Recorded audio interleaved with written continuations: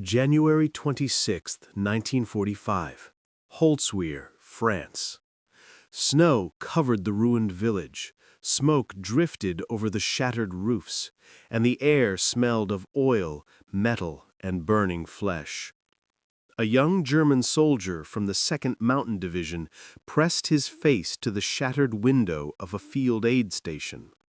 Through the drifting smoke, he could see his comrades being carried in on stretchers, men who, only an hour earlier, had marched out with confidence and cold discipline. Now they came back twisted, screaming, or silent. 250 men, 6 tanks, and one clear objective: to overrun an American position held by a single lieutenant standing beside a burning M10 tank destroyer. That lieutenant was Audie Murphy. He was barely 20 years old. Wounded, covered in dirt and blood, he climbed onto the flaming wreck and grabbed hold of the heavy machine gun mounted on top. For the next hour, the battle became a nightmare. The German attack dissolved under a storm of gunfire. The weapon Murphy held, the Browning M2 .50 caliber heavy machine gun, was not a miracle of modern technology or some secret Allied project. It was an old design, dating back to 1933. A simple, brutally efficient product of American industry. By the time the smoke cleared, only 70 of the attacking Germans could still fight. The rest lay scattered across the frozen ground, silent testimony to a single gunner's defiance. The survivors spoke not of courage or tactics that night, but of the weapon. They called it the Hammer of God, a gun whose bullets did not merely wound, they erased. German medical officers soon learned to recognize the wounds it inflicted: limbs torn apart, torsos pulverized, faces unrecognizable. Unlike rifle bullets that might pierce cleanly, the .50 caliber slug transferred such tremendous kinetic energy that the human body could not contain it. In field hospitals, orderlies whispered grimly when they saw such injuries. There was little they could do. A shot to the arm meant amputation. A shot to the chest meant death. The German soldiers learned to dread not only the weapon itself, but the sound of it, the deep, percussive rhythm that rolled across the battlefield like thunder. Even those who escaped physical harm often did not escape the psychological toll. Medical reports began recording combat exhaustion and nervous collapse at rates far higher among troops exposed to sustained .50 caliber fire. The effect was invisible but devastating. Soldiers could no longer trust cover. They believed that no wall, no tree, no stone was thick enough. Under .50 fire, survival seemed a matter of luck, not skill. And when luck becomes the only hope, discipline begins to crack. Holtzswihr was not the only battlefield where the M2 carved its legend, but it was the moment when fear began to take shape. A fear that would follow the German army from the hedgerows of Normandy to the forests of the Ardennes, from the sands of North Africa to the crumbling cities of the Reich. To the Germans it seemed incomprehensible. The Americans had not built the most advanced machine gun. The Browning M2 fired slowly compared to their own MG-42. It weighed more, and its ammunition was cumbersome. But it almost never failed. It could fire in the freezing cold or the scorching desert. It could run for hours without jamming. It was not elegance, it was endurance. That reliability became its true weapon, a gun that could fire forever, a weapon that could outlast fear itself. In the years leading to Holtzswihr, the American military had taken the principles of mass production, standardization, interchangeability, industrial scale, and applied them to warfare. The result was not just a gun, but a doctrine. While German engineers pursued technical perfection, the Americans built reliability into every bolt and barrel. They didn't need the most complex weapons. They needed weapons that every soldier could trust. The Browning M2 fit perfectly into that philosophy. It could be mounted on jeeps, tanks, bombers, half-tracks, and even ships. It became the universal language of American firepower. By 1945, wherever American forces moved, the M2 moved with them, mounted high, turning slowly, always watching, always ready. In Holtzswihr, that doctrine met the German army's last remnants of confidence. The 2nd Mountain Division had seen combat before, on the Eastern Front, in Italy, in the Balkans.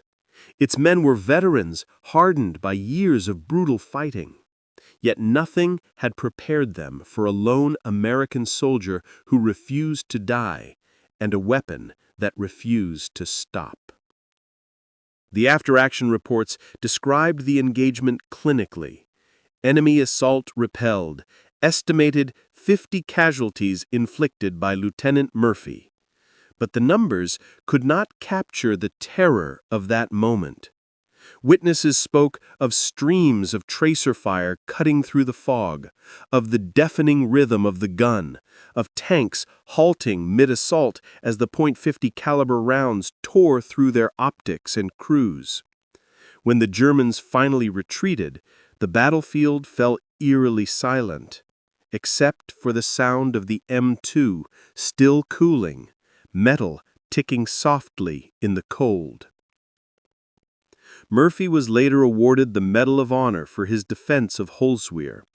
The citation described a single soldier holding off an entire company, but the weapon shared his victory. The M2 had once again proved that simplicity, multiplied by industrial will, could crush even the most disciplined army. That day in Holtzswihr was more than a battle. It was a turning point in the psychology of modern war. The Germans, who once had prided themselves on their superior small arms, the MG-34, MG-42, and MP-40, were forced to confront an uncomfortable truth. Technological brilliance was meaningless without logistical abundance. Precision meant nothing against persistence. The flying hammer, as some later called the Browning, became the embodiment of America's new warfare, a blend of machinery, manufacturing, and merciless endurance. As 1945 unfolded, the echoes of Holtzswihr spread across Europe. Every German unit that heard the slow, heavy rhythm of the M2 understood what it meant. They were facing an enemy who could keep firing long after the last German bullet had been spent. The sound of the Browning was not just gunfire, it was the sound of inevitability. September 6, 1943, Stuttgart, Germany. The late summer air above the city shimmered as sirens wailed below. On radar screens and lookout towers, the black dots appeared first as a rumor, then as a certainty. 388 B-17 flying fortresses were approaching from the west, the first major daylight raid on Germany's industrial heartland. Luftwaffe pilots were waiting. They were veterans of countless battles, men who had hunted bombers over the Channel and Moscow and returned with rows of victory tallies painted on their aircraft. They had faith in their machines. The Focke-Wulf 190 and Messerschmitt Bf 109 and their doctrine: attack from above and ahead, fire short bursts, and peel away before the return fire could find them. As they rolled into their dives, cannons began to thunder. Shells streaked toward the oncoming bombers, explosions flashing against the blue. Yet something was wrong. The air itself seemed to explode with light. From every bomber in the formation came not smoke, but flashes, Hundreds of muzzle bursts, synchronized, disciplined, and devastating. Each B-17 carried 13 Browning M2 .5 caliber machine guns, mounted in every direction: nose, tail, waist, dorsal, and belly turrets. In a formation of 36 bombers, that meant 468 heavy machine guns, each firing at 500 rounds per minute. Together, they created a continuous storm of steel, over 6,000 rounds per minute, sweeping the sky clean of anything that dared approach. German pilots had trained to fear explosive cannon shells. They knew that a single 20mm hit could tear a bomber apart. But this was different. The American bullets did not explode, they punched through. The big half-inch rounds tore through wings, fuel tanks, armor plating, and pilot canopies, leaving gaping holes that bled smoke and hydraulic fluid. The Luftwaffe had never seen defensive fire like this. Fighters dived in, only to find themselves flying into walls of tracers. One ace, Oberleutnant Heinrich Vermheller, later wrote to his family, "To attack the Americans is to fly through a storm of steel. You see the tracers, 1 in 5, and you know that for every tracer you see, 4 bullets you cannot see are flying past. By the time you reach cannon range, you are already inside their killing zone." For every bomber that fell, 2 or 3 German fighters went down in flames. The cost was unbearable. Experienced pilots, men the Luftwaffe could no longer replace, were being shredded by gunfire from aircraft that flew like floating fortresses. The German Air Force began to understand that it wasn't just facing a weapon, but a system, a doctrine forged in the factories of Detroit and Buffalo. The mathematics of American firepower had replaced the art of air combat. Each B-17 carried between 5,000 and 7,000 rounds of .5 caliber ammunition, and some crews even packed more, ignoring weight limits. The U.S. doctrine did not rely on a single perfect shot. It relied on an avalanche of bullets. German pilots attempted new tactics. They attacked from the front, diving head-on through the formations. They tried climbing from below, where the bombers' fire arcs were weakest. They tried lateral slashing runs, hoping to catch a single bomber in crossfire. None of it worked for long. The Americans had built overlapping fields of fire into their combat box formations. Every gap was covered by another gunner. If a fighter approached from below, the belly turret would track it. From above, the dorsal guns. From behind, the twin tail guns. From the sides, the waist positions. The result was an impenetrable three-dimensional grid of death. The key to the American success was not sophistication, it was reliability. German aircraft cannons like the MG-115 and Mk-108 were powerful but temperamental. They jammed in the cold, overheated under stress, and required constant maintenance. At high altitude and sub-zero temperatures, the lubricants would freeze solid. The Browning M2, by contrast, fired in any condition. It operated in snow, ice, and tropical heat alike. Crews often fired it until the barrels glowed red, swapped the overheated metal for a new one in minutes, and kept shooting. The gun's mechanism, designed by John Browning decades earlier, was simple, solid, and nearly indestructible.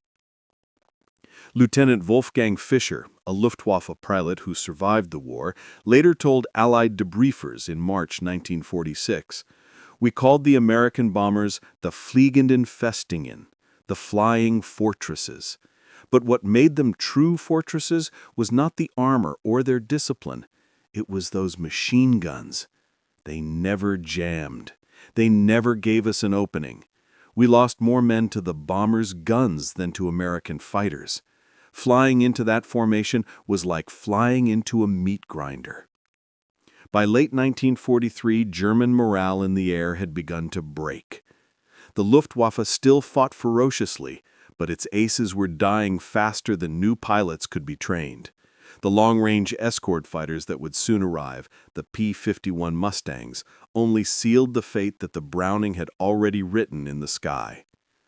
Behind each 50 caliber burst was not just a bullet, but an idea. That war could be won by volume. That overwhelming, relentless, unstoppable fire would wear down even the most disciplined enemy. The weapon became the American answer to the Luftwaffe's doctrine of precision. Where the Germans prized skill, the Americans relied on power. Where the Germans valued maneuver, the Americans valued mass. It was the difference between craftsmanship and industry, between finesse and force. As the wreckage of the day's raid fell burning across Stuttgart, one truth became inescapable. The air war had changed.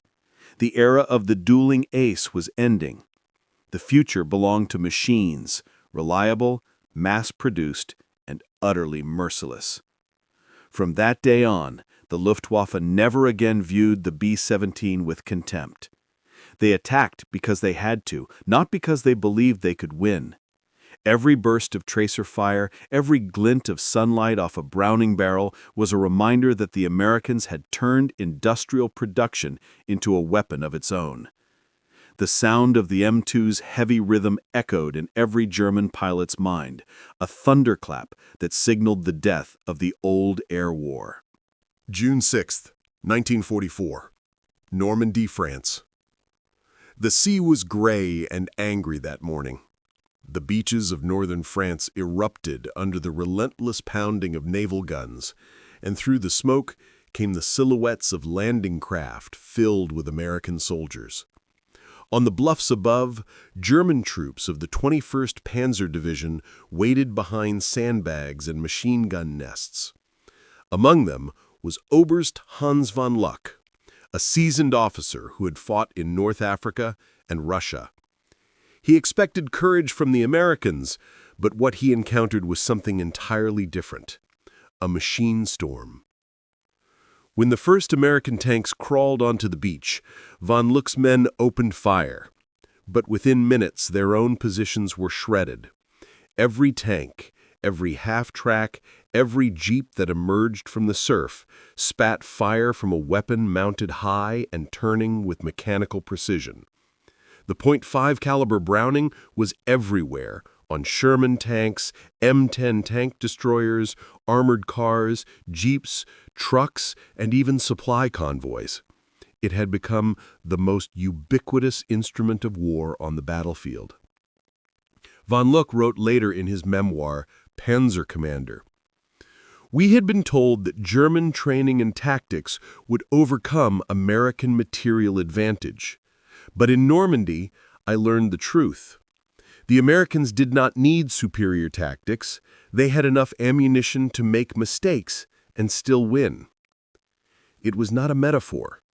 American units advanced through hedgerows, firing continuously. Every hedge, barn, and window that could conceal a threat was riddled with bullets before infantry ever approached. The U.S. Army called it reconnaissance by fire. To the Germans, it felt like madness. To the Americans, it was doctrine. A single armored division could field hundreds of .5 caliber machine guns, each supplied with thousands of rounds of ammunition. The result was a form of warfare the Germans had never imagined, a continuous roar of fire, an unending rhythm of death that drowned out all tactics. The MG-42, the pride of the Wehrmacht, could fire 1,200 rounds per minute, twice the rate of the Browning. It was accurate, terrifying, and mechanically elegant. Yet its greatest flaw was one the Americans had already solved: logistics. German units often carried no more than 1,800 rounds per gun. Their doctrine demanded strict fire discipline. The Americans, by contrast, fired freely, their supply lines delivering endless belts of ammunition.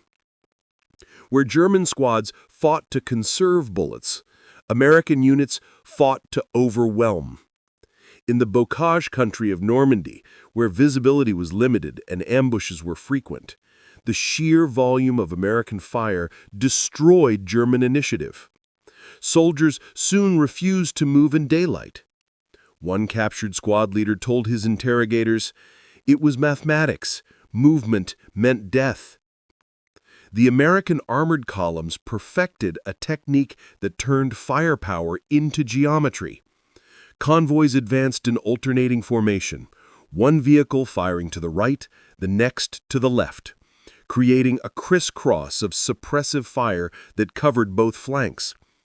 Any hint of movement in the hedgerows triggered a storm of bullets. The Germans called it die Feuerhölle, the fire hell.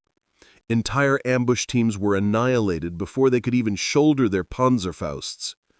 German anti-tank gunners began to dread the sound of approaching engines, for they knew what followed: the rhythmic beat of dozens of Brownings opening fire at once, their tracers sweeping across the countryside like the scythe of an invisible reaper. Reports from captured units tell a consistent story. German platoons that had once excelled in stealth and maneuver now cowered in silence.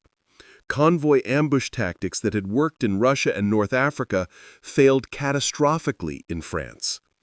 The U.S. Army had created a battlefield where movement itself became impossible. The enemy could not advance, could not retreat, could not resupply. The .50 caliber gun was not just a weapon, it was a barrier. One of the most feared American vehicles was the M16 multiple gun motor carriage, a half-track fitted with 4.5 caliber Brownings in a powered turret. Originally designed for anti-aircraft defense, it proved devastating against ground targets. The troops nicknamed it the meat chopper or the kraut mower. An after-action report from the 473rd Anti-Aircraft Artillery Battalion in November 1944 described how these vehicles repelled repeated infantry attacks by sweeping fire across open fields. Each turret produced 2,200 rounds per minute, a wave of destruction that no human formation could endure. By late 1944, the Luftwaffe had virtually been destroyed, and the anti-aircraft half-tracks turned their guns downward. Wherever they appeared, German infantry melted away. As the Allies pushed east through France, supply became the true weapon of war. American convoys stretched for miles, carrying ammunition, fuel, and food across the ruined countryside. German commanders, desperate to halt the advance, ordered ambushes along narrow roads and wooded passes. But the pattern repeated itself. Every few trucks carried mounted Brownings, their gunners scanning the horizon. When the ambushes began, the return fire was immediate and overwhelming. German platoons were torn apart within seconds. Survivors fled into the woods, leaving behind smoldering weapons and blood-soaked ditches. By autumn, the Wehrmacht had all but abandoned large-scale attacks on American supply lines. Their losses were too heavy, their morale too fragile. The unstoppable rhythm of .5 caliber fire had broken them. The cumulative effect went far beyond the battlefield. American logistics became unstoppable because the Germans could no longer interfere with it. Every gallon of fuel, every crate of shells, every replacement rifle reached the front lines on time. The Wehrmacht, meanwhile, starved. Ammunition rationing became routine. Tanks sat idle for lack of gasoline. Units reported receiving orders without the means to execute them. The imbalance was total. It was as if the Americans had built an empire of bullets, and at its heart stood the M2 Browning, simple, relentless, unbreakable. In the quiet moments between battles, captured German soldiers began to reflect on what they had seen. Many had fought on the Eastern Front, facing human waves and artillery barrages. Yet, they said, nothing compared to the Americans. One prisoner told his interrogator, "The Russians attacked with people. The Americans attacked with fire." This was not mere poetry. It was the most accurate description of American doctrine. Fire first, move later. Machine guns were used not to support infantry, but to lead the attack. The fire gun never stopped. It shaped the landscape itself, flattening hedgerows, tearing through stone walls, reducing entire hamlets to rubble. Even the nights offered no peace. American gunners fired bursts of tracers into the darkness, their glowing arcs marking invisible boundaries that no German dared cross. Every fifth round burned red, and between those lines of light flew 4 invisible bullets. Watching them, German soldiers realized a horrifying truth. What they could see was only a fraction of what was killing them. By the winter of 1944, the psychological effect was complete. Veteran officers wrote of men who could no longer stand up under the weight of American firepower. They trembled at the first distant rumble of a tank column, certain that behind it came hundreds of Brownings ready to turn any open field into a graveyard. Even when no shots were fired, the threat of the weapon shaped their behavior. Soldiers refused to move in daylight. Patrols disobeyed orders to cross open ground. Convoys halted for hours waiting for nightfall. The presence of the .5 caliber had become a psychological front line, stretching across Europe. The German army, once famed for its precision and discipline, found itself paralyzed, not by fear of defeat, but by the impossibility of victory. And behind every burst of fire, every scorched field, every shattered wall, lay the same truth that had been revealed at Holtzswihr. The United States had not built the perfect weapon. It had built the reliable one. It was not brilliance that turned the tide of war. It was repetition. Endless, mechanical, dependable repetition. The same sound that haunted the skies over Stuttgart now ruled the fields of France. The heavy, measured rhythm of the M2 Browning, the heartbeat of an army that could not be stopped. By late 1944, the war in Western Europe had become a single, continuous battlefield stretching from the beaches of Normandy to the Rhine. German troops lived under a sky that never seemed empty.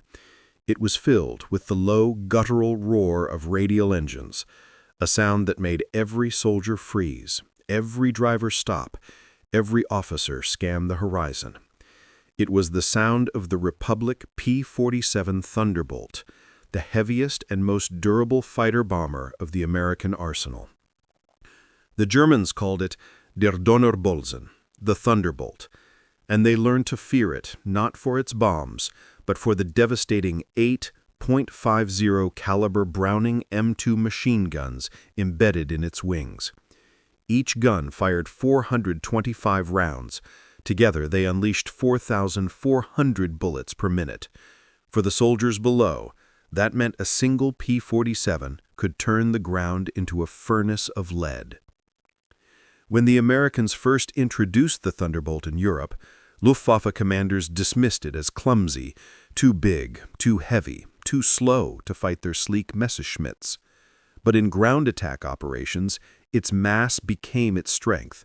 The P-47 could dive at nearly 700 kilometers per hour, soak up anti-aircraft fire, and pull out of its run with barely a scar.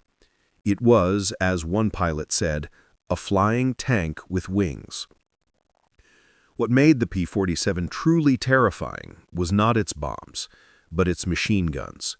Strafing runs became the daily punctuation of German life behind the front lines. Convoys, trains, and troop columns that once moved with discipline now scattered like insects the moment they heard engines in the distance. A typical attack came without warning. The first sign was the faint whine of engines above the clouds. Then from the sun or a bank of mist, the silver-bellied fighters appeared, dropping fast, wings level. At 800 meters, the pilots opened fire, and the air filled with streaks of red tracers. The bullets hit roads, trees, vehicles, and men alike. Metal ripped, fuel ignited, and the neat geometry of German order turned into chaos. A German supply sergeant later told interrogators, "You hear the engines first, By the time you look up, they are already firing. The bullets hit the road, the vehicles, the men, all at once.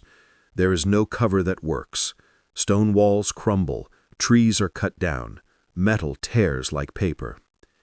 For soldiers, the instinct to seek shelter became meaningless. Hiding behind a wall or under a truck offered no safety. The .50 caliber bullets could pierce both, sometimes passing through multiple obstacles before stopping. Men who survived the first pass rarely survived the second. Each P-47 carried roughly 3,400 rounds of ammunition, enough for several attacks in a single sortie. American pilots called their missions armed reconnaissance. They would simply fly over designated sectors, searching for targets of opportunity, convoys, gun emplacements, or lone vehicles on country roads. To the Germans, this was a new kind of warfare, relentless, impersonal, and efficient. The P-47 pilots didn't hunt individual enemies. They erased anything that moved. Every daylight journey became a gamble with death. Commanders began to issue new orders. All movements were to occur at night or under heavy cloud cover. But even darkness was no guarantee. American ground forces had already adopted the same philosophy: fire at everything suspicious. Between the endless bursts of the M2 on land and the strafing P-47s from above, the front lines of the Reich had dissolved into a zone of perpetual fire. The numbers told the same story. During the summer and autumn of 1944, Thunderbolt squadrons destroyed thousands of trucks, locomotives, and armored vehicles. The German army's logistics chain collapsed, not from lack of courage, but from air-delivered machine gun fire. Unlike the British or Soviet air forces, which emphasized bombing and artillery coordination, the Americans relied on the simple arithmetic of destruction. The more bullets fired, the fewer enemies left. Each flight of 4 P-47s brought 32 machine guns to bear. A single attack wave could sweep a highway clean of life. Survivors often described the attacks as horizontal rain, a storm of lead so thick that the very air seemed to hiss. One German corporal captured near Liège described the terror in his interrogation notes. "At night we feared their tanks. By day we feared the planes. You could see the fire before you heard it. The ground exploded all around. Even when they missed, the noise shattered your mind. You wanted to run, but there was nowhere to run." The P-47's psychological impact was immense. Troops began abandoning vehicles at the first hint of air activity, preferring to walk through forests and ditches rather than risk the open roads. The speed of American advances increased not only because of superior logistics, but because the enemy simply refused to move in daylight. Every time a P-47's engine echoed overhead, entire sectors froze. German officers struggled to maintain command and control. Telephones were cut, radio convoys destroyed, and supplies burned before reaching the front. The Wehrmacht's finely tuned war machine was unraveling, not from a single catastrophic defeat, but from the relentless attrition of firepower. When General-Major Fritz Bayerlein of Panzer Lehr Division analyzed his unit's collapse after Operation Cobra, the Allied breakthrough from Normandy, he noted that it was not the bombs or the tanks that had destroyed his division. It was the constant machine gun fire that prevented his men from maneuvering. He wrote, "Our soldiers could not move. Any movement drew immediate fire. Their machine guns were everywhere, on tanks, on jeeps, in the air. They fired until there was nothing left to shoot." By early 1945, the once mighty Luftwaffe could no longer protect its troops. The skies belonged entirely to the Americans. German commanders who had fought for years on multiple fronts began to understand a grim reality. They were not being defeated in individual battles. They were being outproduced. For every German gun, there were 10 American guns.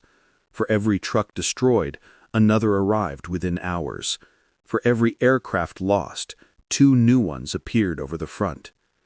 The .50 Browning had become the common thread that united American firepower.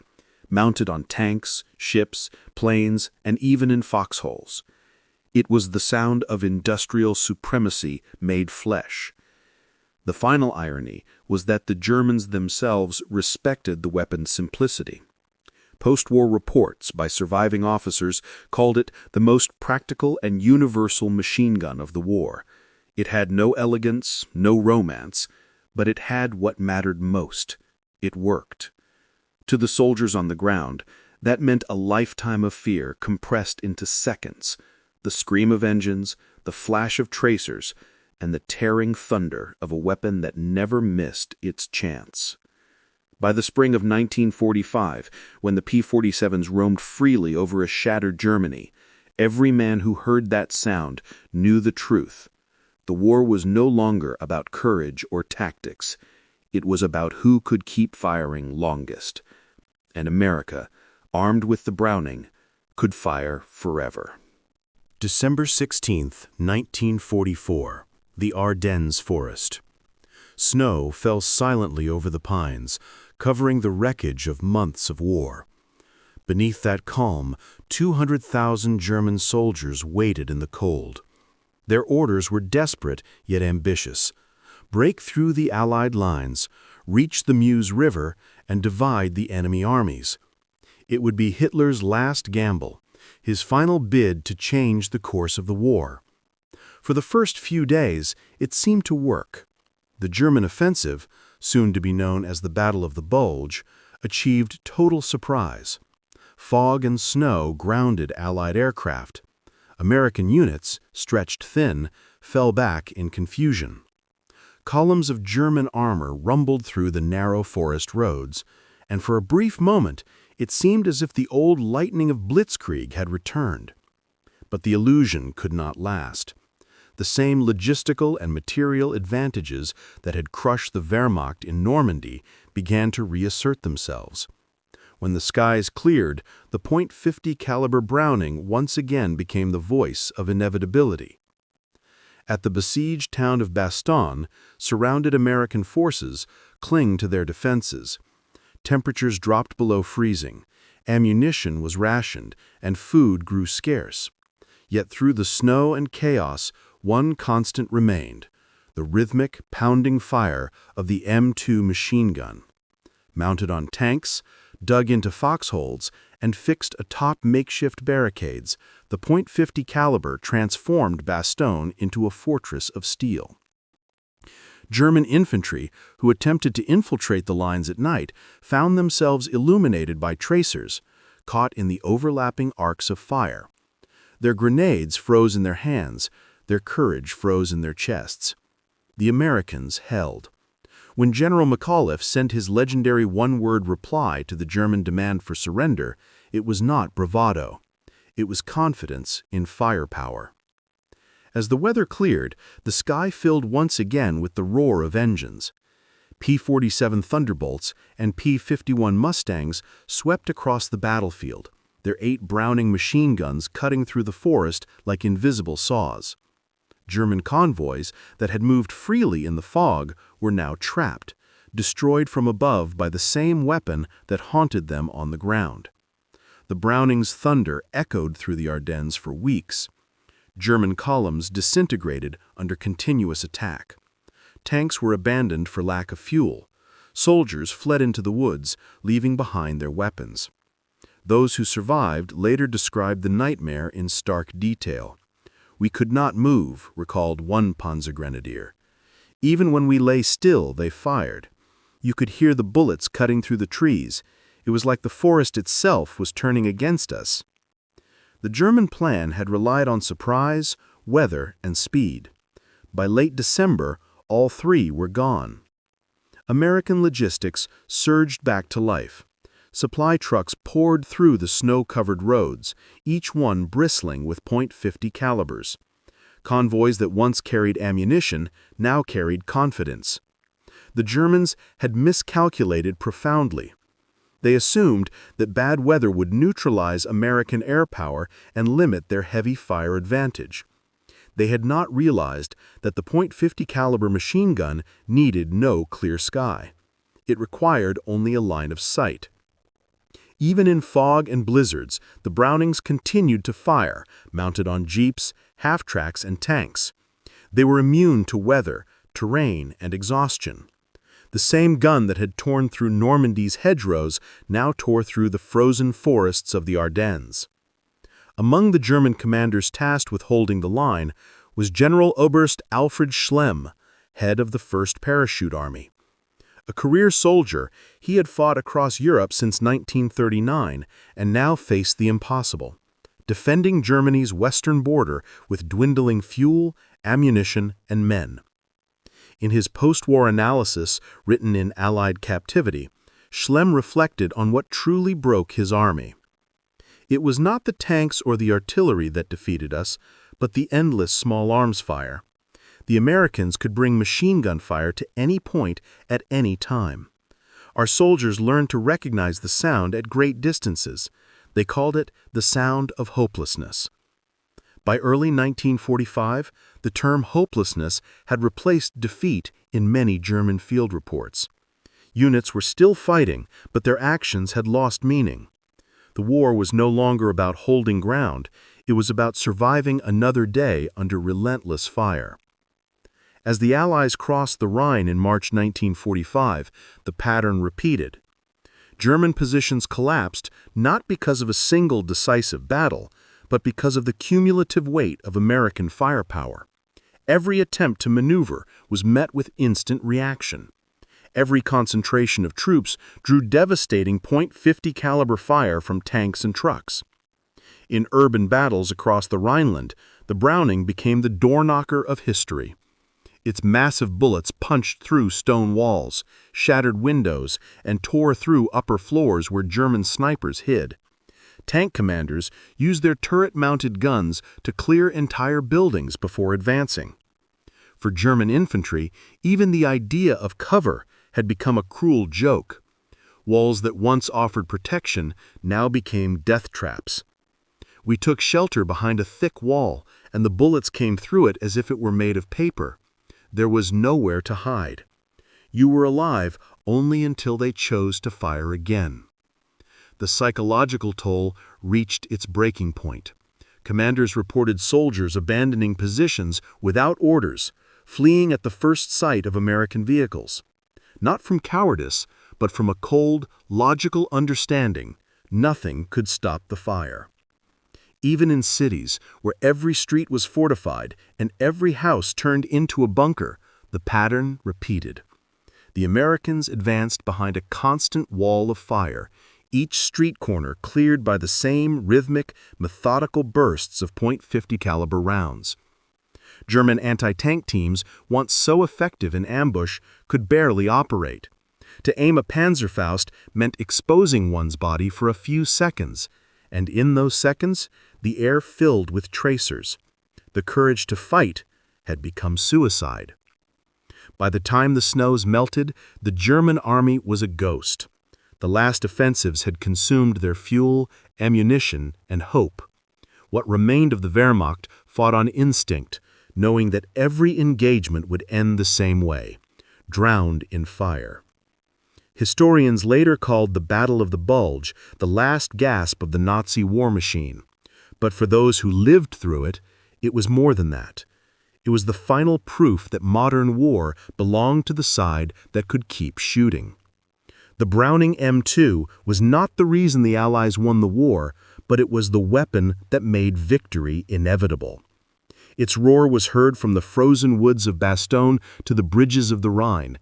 It echoed across every battlefield of the Western Front, a sound as steady and certain as the ticking of a clock marking Germany's final hours.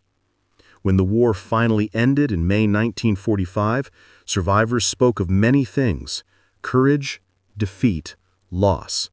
But again and again they returned to that sound, the sound of the heavy machine gun that never jammed, never tired, and never stopped.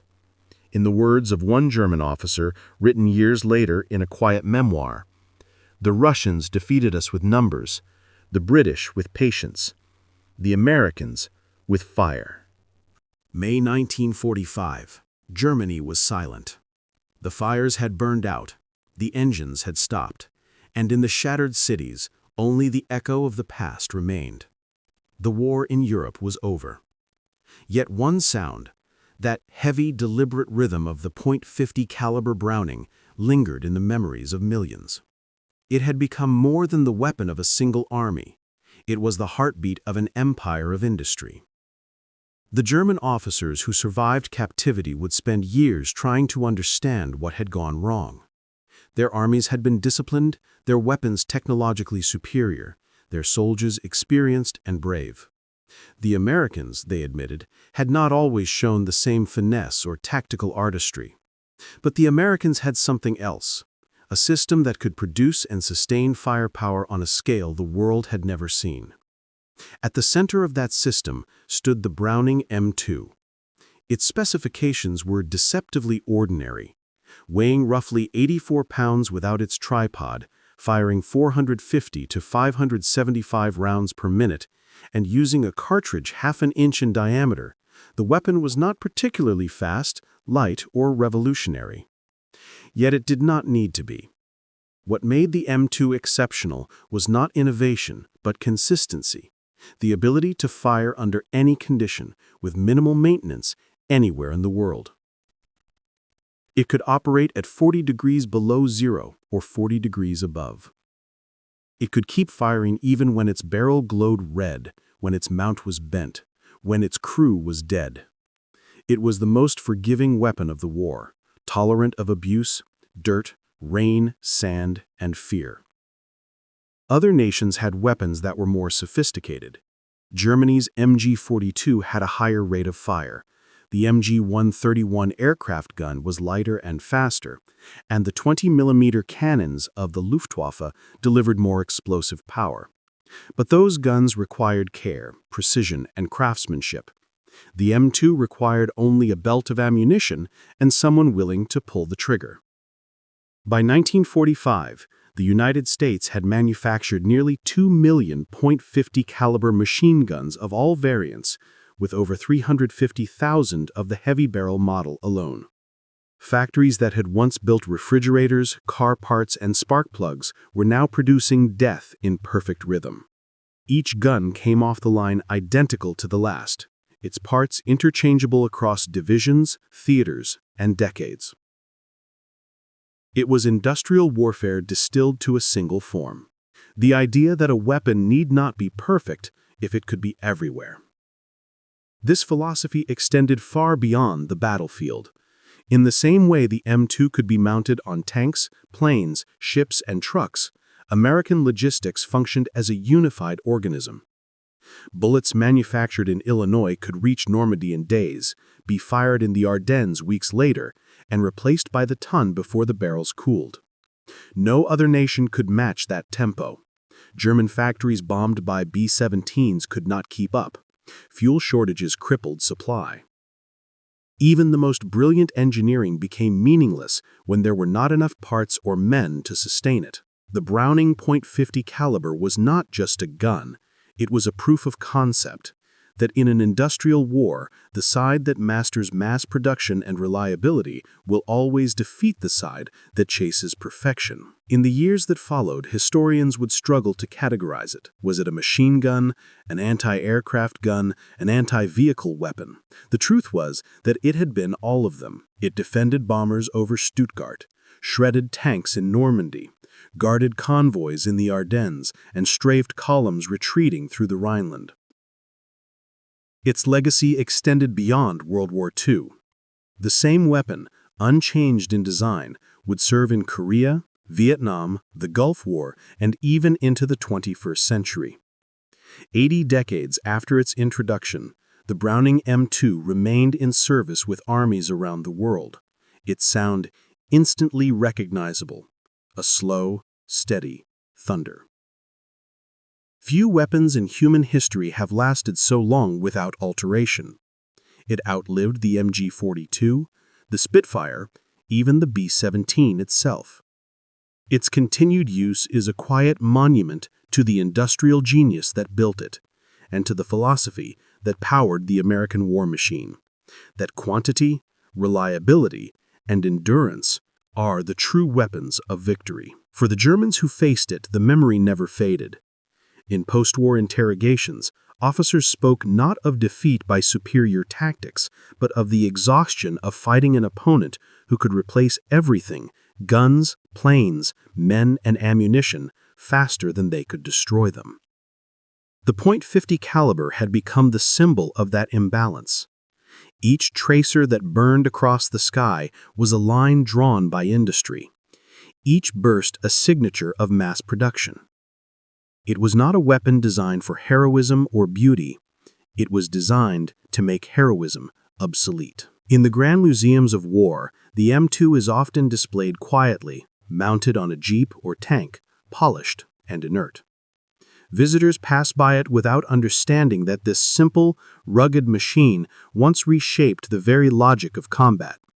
It represented the moment when craftsmanship surrendered to mass production, when the individual soldier gave way to the system, and when industrial might became the decisive factor in human conflict. For the men who built it, it was just another contract, another line on a production schedule. For those who faced it, it was the face of modern war itself, cold, mechanical, endless. When the last German officers filed their surrender reports in 1945, many concluded with the same haunting sentiment. One of them wrote, "We were defeated not by men, but by a machine. It was everywhere, on land, in the air, on the sea. It never tired, it never missed, it never stopped." The Browning M2 did not end the war alone, but it defined the way wars would be fought thereafter, not as duels of soldiers, but as contests of production.